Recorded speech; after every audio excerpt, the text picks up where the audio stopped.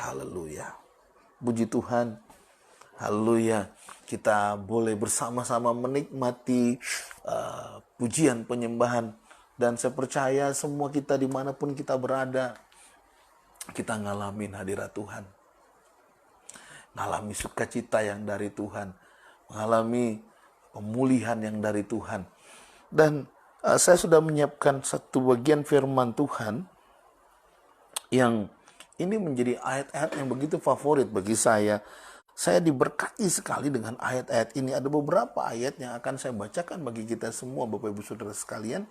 Mungkin Bapak Ibu Saudara ada yang sudah siap dengan Alkitabnya, boleh membukanya di dalam Mazmur 46.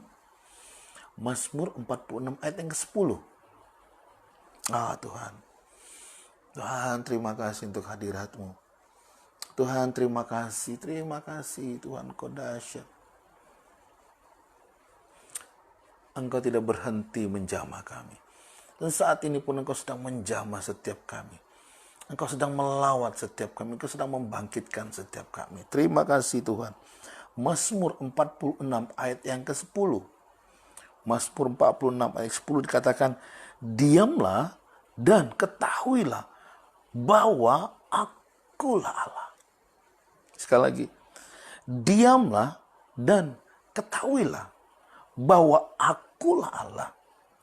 Aku ditinggikan di antara bangsa-bangsa, ditinggikan di bumi. Sekali lagi, Mazmur 46 ayat yang ke-10 dikatakan, diamlah dan ketahuilah bahwa Akulah Allah. Aku ditinggikan di antara bangsa-bangsa, ditinggikan di bumi. Ya. Mazmur 62, saya ambil beberapa ayat-ayat yang menguatkan saya, yang membangkitkan, yang menjadi rema bagi kita. Mazmur 62 ayat yang ke-8. Mazmur 62 ayat yang ke-8 berkata, percayalah kepadanya setiap waktu, hai umat, curahkanlah isi hatimu di hadapannya.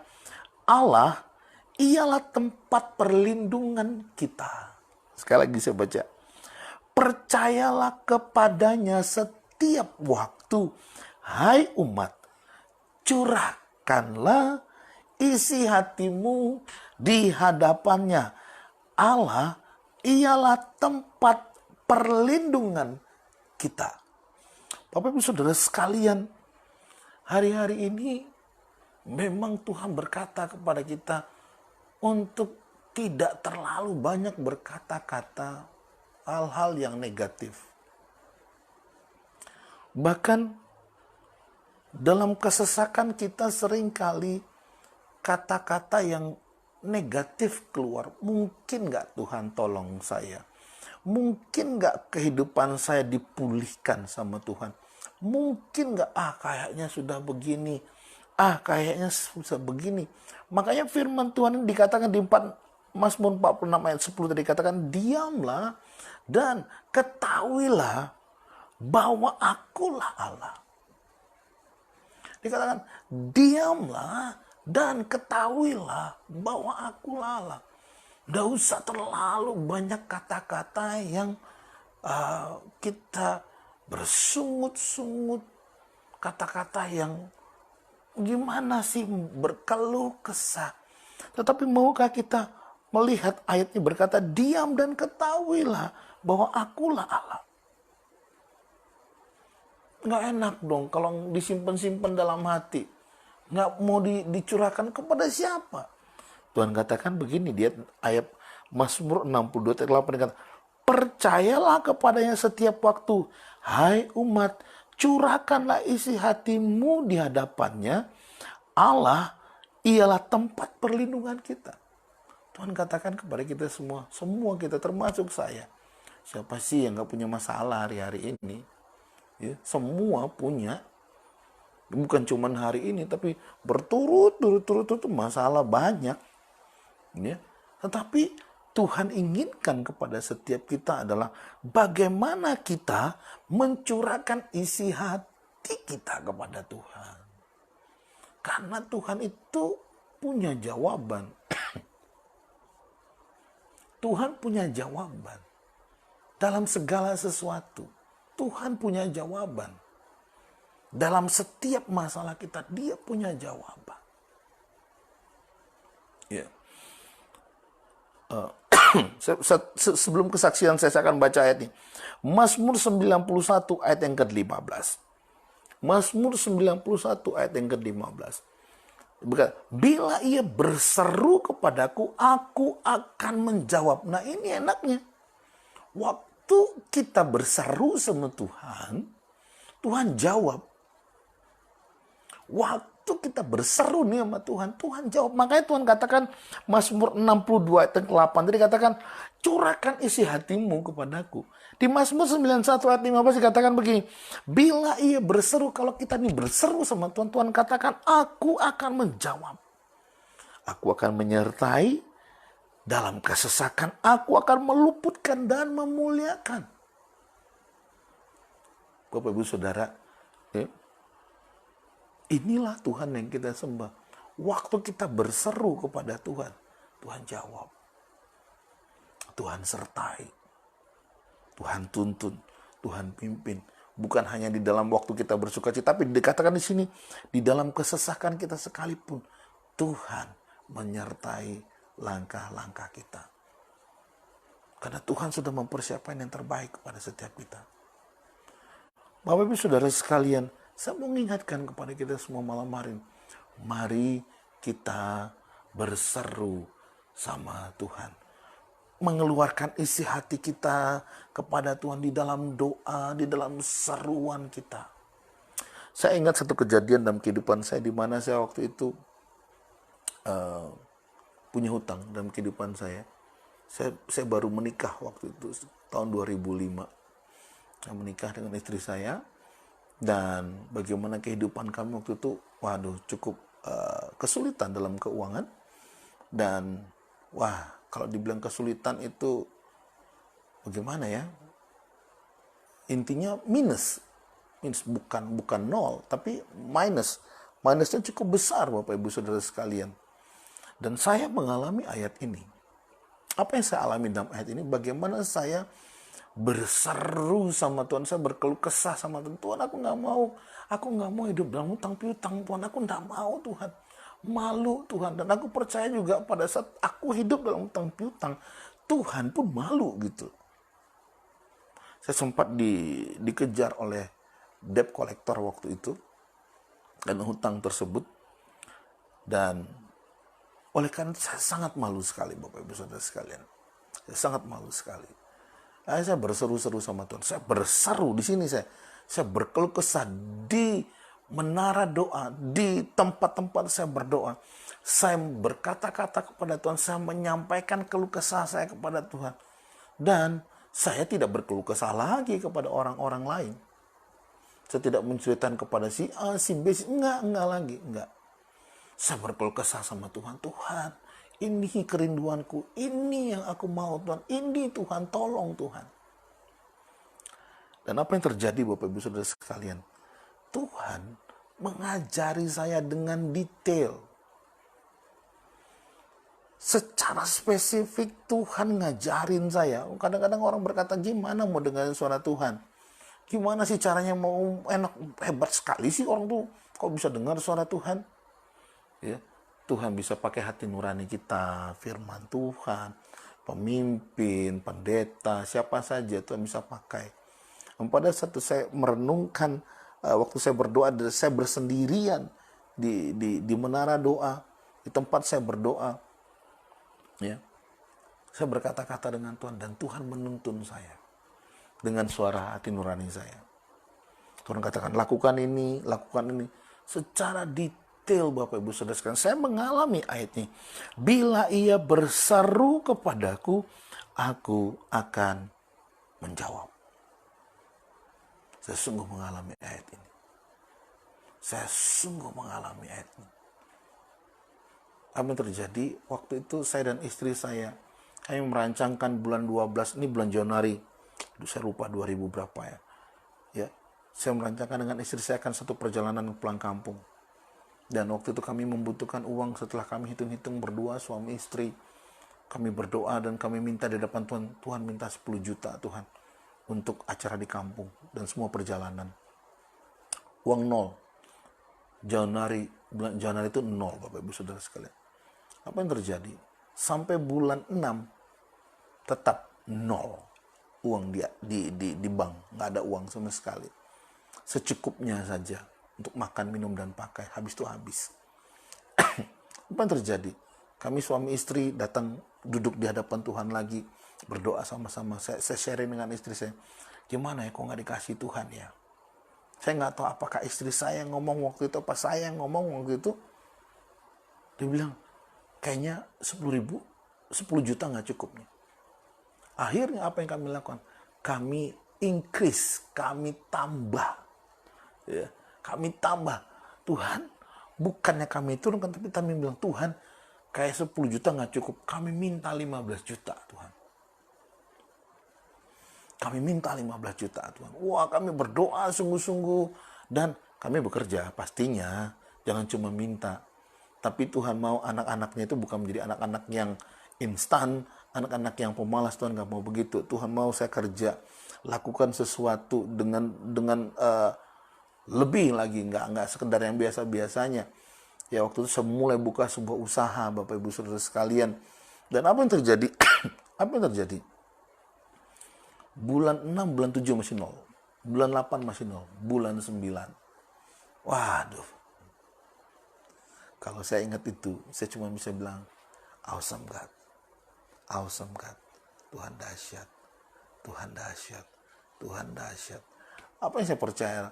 Apa yang dikerjakan oleh tangan kita ini, dibuatnya berhasil. Tuhan buat berhasil.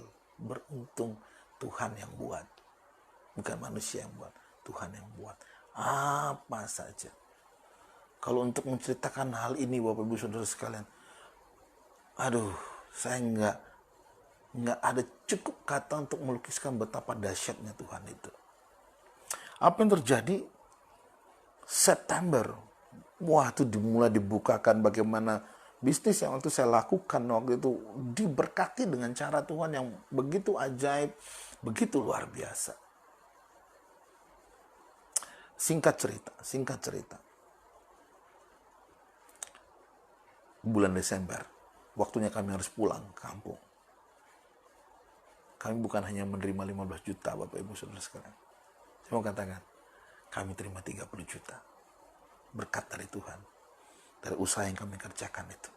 Kami terima 30 juta. Bukan 10. Bukan 15. Bukan. Tapi 30 juta. Itu Tuhan. Bukan diberi oleh orang. Bukan. Tapi apa yang dikerjakan oleh tangan ini, Tuhan Yesus buat berhasil. Tuhan buat berhasil. Oleh karena itu, Bapak Ibu Saudara sekalian, firman Tuhan katakan, bila ia berseru kepadaku, aku akan menjawab, aku akan menyertai dalam kesesakan, aku akan meluputkannya dan memuliakannya. Tuhan akan memuliakan kita semua. Asalkan kita mau dengar-dengaran sama Tuhan. Kita mau berjalan dalam rencana Tuhan. Bukan yang kita mau. Caranya bagaimana? Ya. Baca dan renungkan kebenaran firman Tuhan. Baca dan renungkan kebenaran firman Tuhan. Aduh, dari mana dimulai, Pak? Gampang. Gampangnya aja. Baca Amsal. Baca kitab Mazmur setiap hari. Itu akan mengubahkan cara pola pikir kita. Firman Tuhan pada saat kita taat melakukannya, firman ini bertanggung jawab untuk digenapi dalam kehidupan setiap kita. Ya, saya suka sekali untuk Mazmur 1 ayat 1 sampai 3. Orang yang merenungkan, membaca dan merenungkan firman Tuhan, maka dikatakan apa saja yang diperbuatnya berhasil. Bapak Ibu Saudara sekalian, corona dan lain sebagainya tidak akan menakutkan bagi setiap kita. Tidak akan menakutkan bagi setiap kita, apapun itu. Kenapa? Karena Yesus beserta dengan kita. El Shaddai, Allah Maha Besar itu bersama-sama dengan kita. maka kita tidak takut dan kita tidak gentar. Oleh karena itu saya mengajak kita semua, mari Bapak Ibu Saudara, banyaklah menyembah Tuhan. Banyaklah duduk di kaki Tuhan. Kalau engkau punya waktu-waktu yang kosong, waktu-waktu yang luang, mari banyak duduk di kaki Tuhan. Mari banyak berdoa. Mari banyak ajak suami, istri, ajak anak-anak, ya, berdoa. Saya percaya firman Tuhan katakan, di rumah itu, di tempat itu Tuhan hadir. Siapa yang tidak mau mengalami apa yang dialami oleh Obed Edom? Bagaimana tabut Allah ada di rumah Obed Edom. Bayangkan, yang jadi iri itu seorang raja. Raja yang diberkati Tuhan, Daud. Sampai iri Daud melihat bagaimana Obed Edom diberkati dengan luar biasa. Ya, bukan hanya berbicara tentang keuangan. Banyak orang yang punya uang tapi hari-hari ini stres. Banyak orang yang punya uang yang hari-hari ini pusing, galau. Ya. Tetapi saya percaya setiap kita yang ada di dalam hadirat Tuhan, kita akan mengalami penggenapan firman Tuhan. Ada damai sejahtera, ada sukacita, ada ketenangan, ada kedamaian, dan segala sesuatunya. Amin Bapak Ibu Saudara sekalian. Oleh karena itu sekali lagi, mari. Kalau engkau punya keluhan di dalam hatimu, berkeluh kesahlah kepada Tuhan. Sampaikanlah kepada Tuhan. Tuhan, ini aku. Tuhan, ini aku. Ya. Dan Tuhan pasti menjawab setiap kita. Oh, sorry. Satu ayat yang terakhir. Saya berharap kita belum pada bosan. Ayat yang terakhir. Roma 5 ayat yang ketiga sampai yang kelima. Roma 5 ayat yang ketiga sampai yang kelima. Nanti saya akan tag di Facebook ini, ya. Dan bukan hanya itu saja, kita malah bermegah juga dalam kesengsaraan kita. Karena kita tahu bahwa kesengsaraan itu menimbulkan ketekunan, dan ketekunan menimbulkan tahan uji. Tahan uji menimbulkan pengharapan. Dan pengharapan tidak mengecewakan karena kasih Allah telah dicurahkan di dalam hati oleh Roh Kudus yang telah dikaruniakan kepada kita. Bapak Ibu Saudara sekalian, bahwa ujian kita itu akan menimbulkan pengharapan. Pengharapan di dalam Tuhan yang tidak pernah mengecewakan, tidak pernah terlambat, tidak pernah lalai, tepat pada waktunya. Mari kita berdoa bersama-sama. Tuhan Yesus, aku berdoa bagi setiap keluargaku di tempat ini. Mereka ikut dalam live streaming ini. Tuhan, biarlah iman, percaya, pengharapan kami semuanya dibangkitkan di dalam nama Tuhan Yesus. Dalam nama Tuhan Yesus. Berdoa, biarlah pencurahan Roh Kudus terjadi atas setiap kami. Pengurapan memenuhi kehidupan setiap kami. Di dalam nama Tuhan Yesus. Dalam nama Tuhan Yesus. Malam hari ini ada pemulihan, ada kelepasan, ada kebangkitan, ada mujizat Allah terjadi dalam kehidupan setiap kami. Terima kasih Bapa. Terima kasih Tuhan. Engkau memberkati setiap keluargaku dimanapun mereka berada. Sahabat-sahabatku dimanapun mereka berada, Tuhan memberkati. Tuhan memberkati. Tuhan memberkati. Terima kasih Bapa. Setiap mereka yang sedang berdoa untuk sebuah pertolongan, saat mereka membutuhkan dalam keadaan kesesakan saat ini, aku berdoa.